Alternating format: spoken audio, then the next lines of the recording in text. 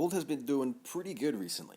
So good, in fact, that it's doing 4 times better than the S&P over the last 12 months. It's a well-known fact that gold oftentimes follows the global M2 money supply, which has been going up a lot recently. So that would explain the recent surge in gold's price. But there's another asset that also follows M2 money supply, and it has a lot more upside than gold. That asset is called Bitcoin, and obviously it's not been doing very well in the last couple months. But in the long term, Bitcoin not only outperforms gold, it outperforms literally everything. If you look at the gold market cap, it's over 10 times the size of Bitcoin's market cap. Thus, Bitcoin has a lot more upside to go. Okay, a lot more upside is a little bit of an understatement, especially when you consider Michael Saylor's prediction of Bitcoin reaching 7% of global wealth in the next 20 years.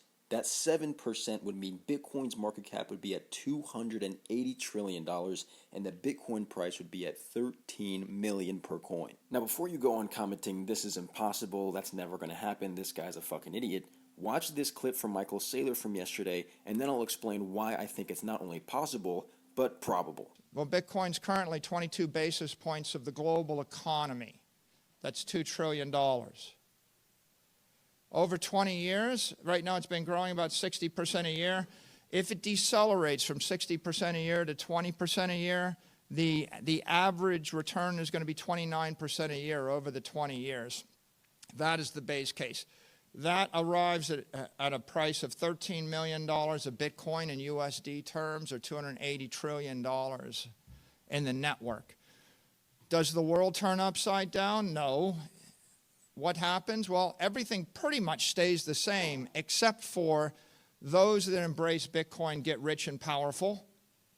Those that don't embrace Bitcoin get weaker and poorer. Otherwise, everything that you see in the world today will still be there in the world in 20 years. Obviously, 20 years is a very long time, and you probably don't give a shit about what happens in the next 20 years. You probably just want your portfolio to turn green for the first time in the last 3 months. Totally understandable. So let's go back to this, the global M2 money supply, which is going up and to the right now. We already know that gold is pumping in correlation with the M2 money supply, so Bitcoin, which is digital gold, shouldn't be too far behind. And remember how Bitcoin is less than 10% of the market cap of gold?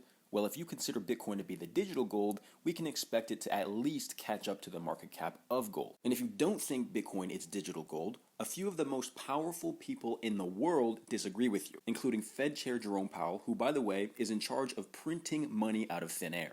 I don't think that's how people think about it. I mean, it's so, people use Bitcoin as a speculative asset, right? It's like gold. It's just like gold, only it's virtual. It's digital. And then we have Larry Fink, who is the head of the largest asset manager in the entire world, worth $11 trillion. You could say this is a great potential long-term store of value. And as I said, it's like digital gold. And last but not least, the leader of the free world and the largest economy on the planet, the President of the United States. Yesterday, I signed an executive order officially creating our strategic Bitcoin reserve, and this will be a virtual Fort Knox for digital gold to be housed within the United States Treasury. That's a big thing, Scott.